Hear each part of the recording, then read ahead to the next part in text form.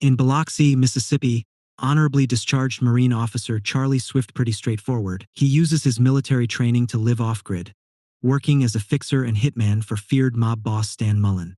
Over the next 20 years, Charlie executes every mission flawlessly, never asking why, quickly earning the nickname Fast Charlie for his precise, clean, professional kills and problem solving.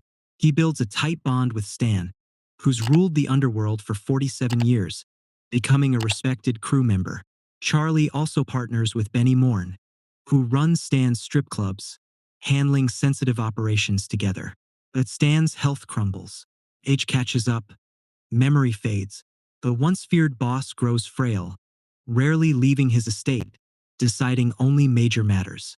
His loyal crew protects his legacy, ensuring nothing happens without his approval.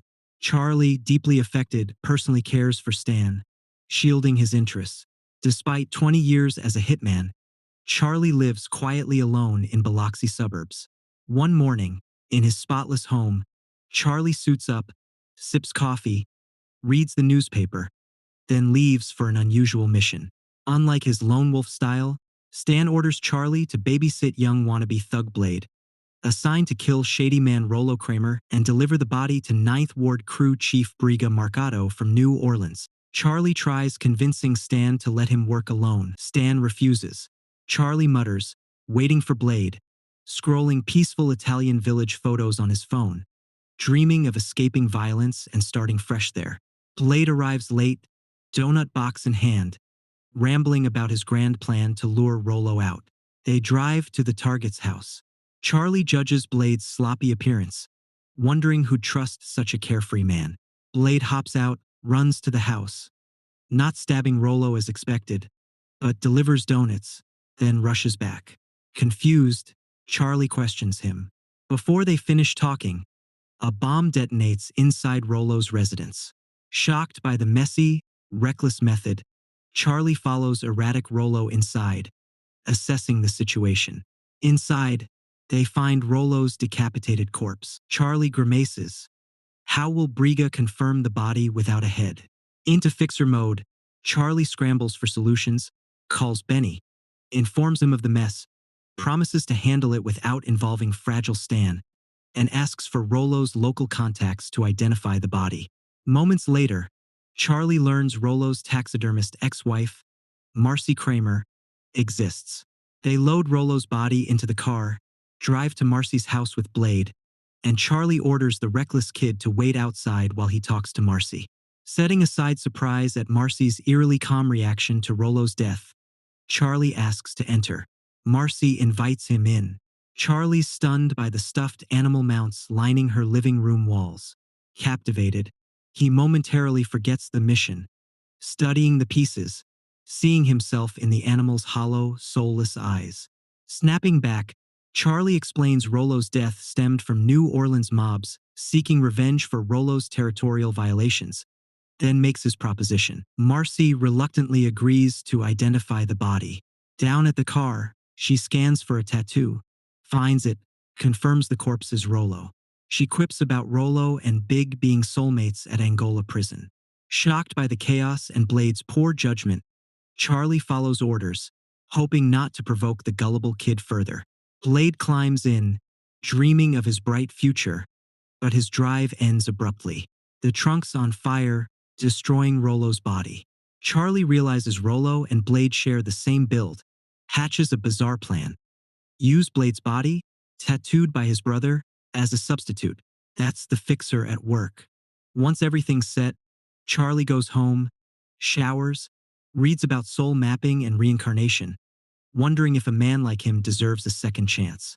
The violence feels eerily comfortable now. Later, Charlie visits Stan's estate, cooks the frail old man a delicious meal, eats with him, keeps him company through memory lapses, cleans the kitchen, labels leftovers, puts Stan to bed, promising to keep protecting him.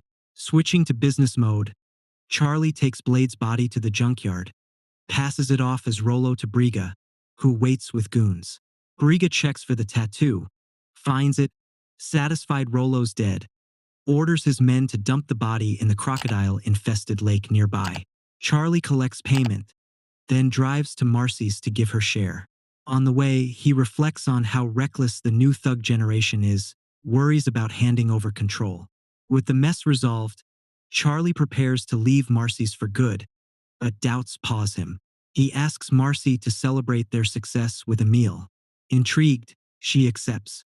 They head to Charlie's favorite small Italian restaurant. Over delicious food, they bond. Charlie shares his love for Italian cooking, how he fell for Italian culture while stationed there during military service. Surprised by the assassin's hobby, Marcy shares her passion for taxidermy, how she gives everlasting life to creatures denied fair chances, preserving their dignity. Charlie drops Marcy off, drives home, stunned to realize he enjoyed someone's company more than his own for the first time in years.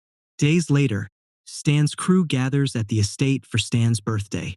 Experts at taking lives sing their hearts out as Stan cuts cake. It's another year. After the party, Charlie stays to clean up. Stan's loyal chauffeur, Polly, reminds Charlie to give Stan nighttime meds, mentions Stan almost sleepwalked into the pool recently. Everyone leaves. Charlie watches TV with Stan, keeps him company. Stan muses, "In 20 years, you'll regret what you didn't do more than what you did." Motivating Charlie to leap into the future, Stan shares retirement plans. A lavish Gulf Park mansion, surrounded by nature, peace, away from chaos. Touched, Charlie encourages Stan to transition soon. Knowing Stan's calm, Charlie passes Briga's meeting request. Annoyed by new thugs disregarding hierarchy, Stan agrees to meet Briga, promising to set him straight, but strictly warns Charlie to stay away. Later, still thinking of his afternoon with Marcy, Charlie sends her a raccoon gift. She's pleasantly surprised. Returning home, Charlie cleans and bleaches his car, erasing evidence of the body he's been dragging around. Suddenly, men disguised as maintenance workers enter, attempt killing him. Charlie spotted them via doorbell camera, lay in wait, took them out one by one. Frantic, Charlie calls Benny, warns of the attack. Speeding to the casino, he sees Briga's men fleeing out the back. Rushing inside, horrified, he finds all crew members and Benny's men wiped out. Devastated, Charlie calls Stan. No answer. He rushes to the mansion, finds all Stan's men dead.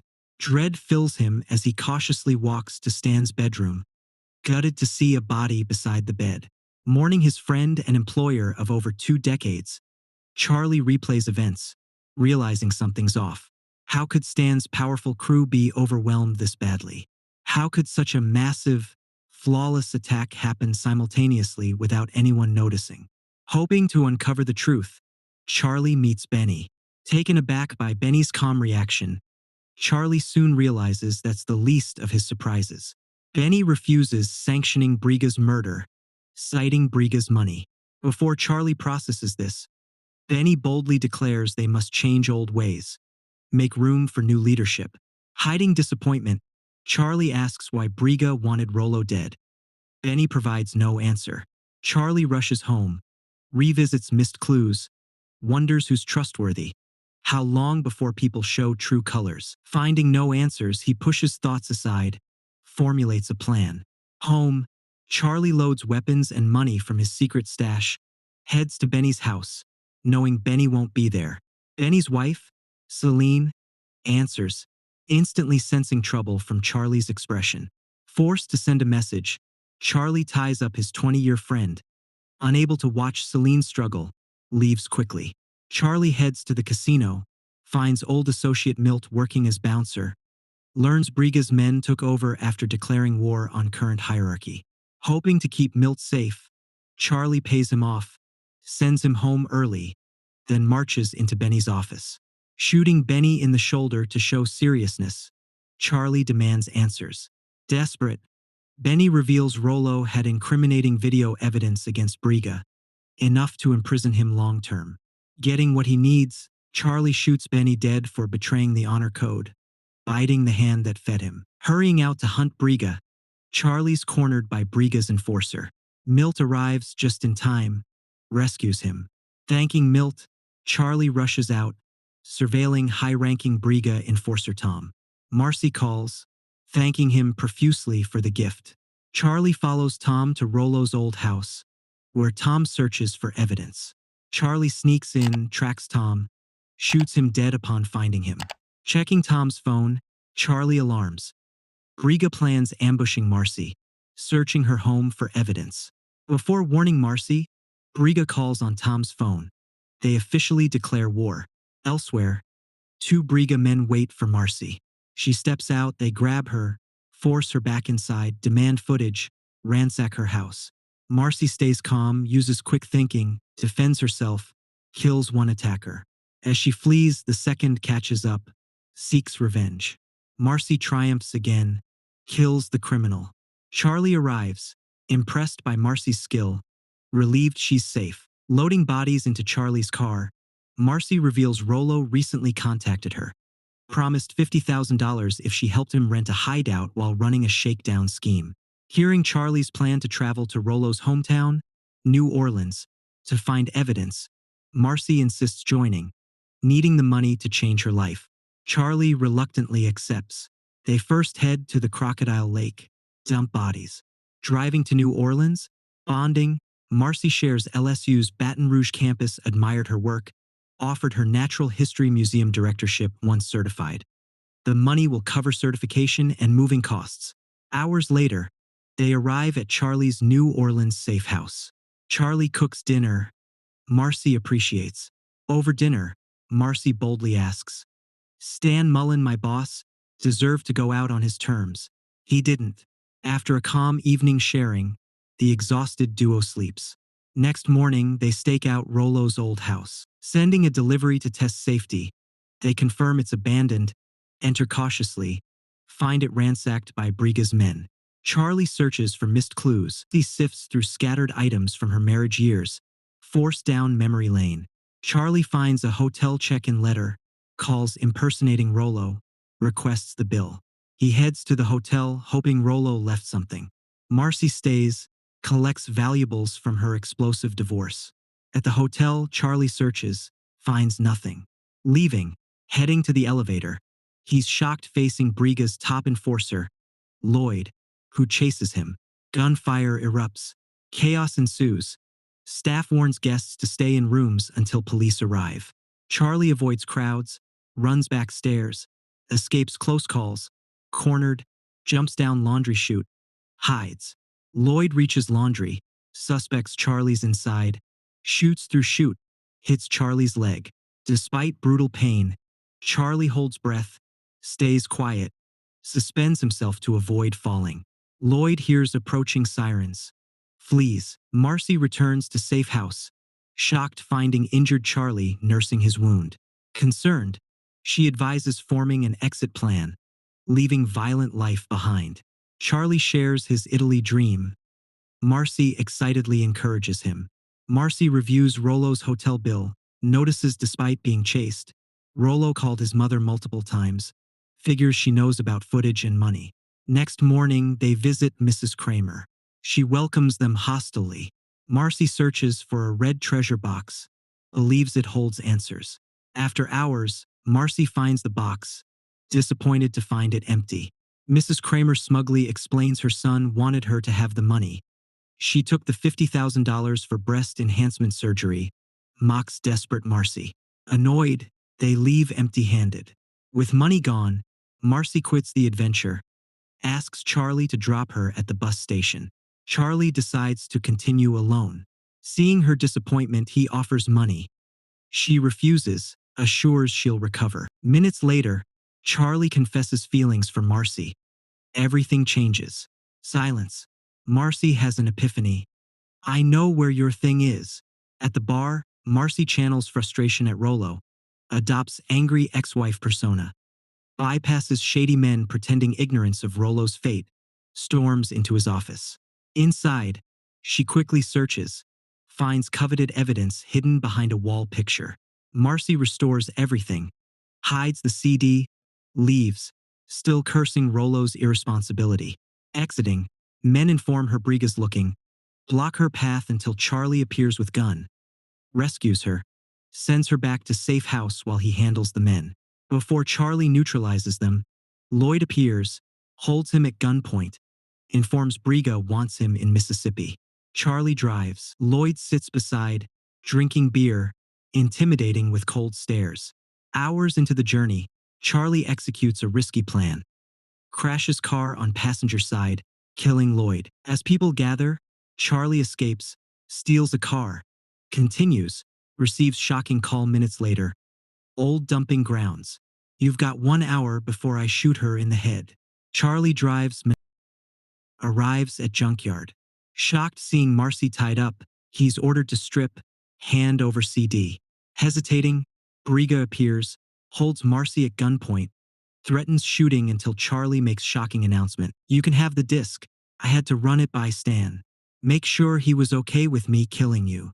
As Briga processes, Charlie cues Milt, hiding among car piles.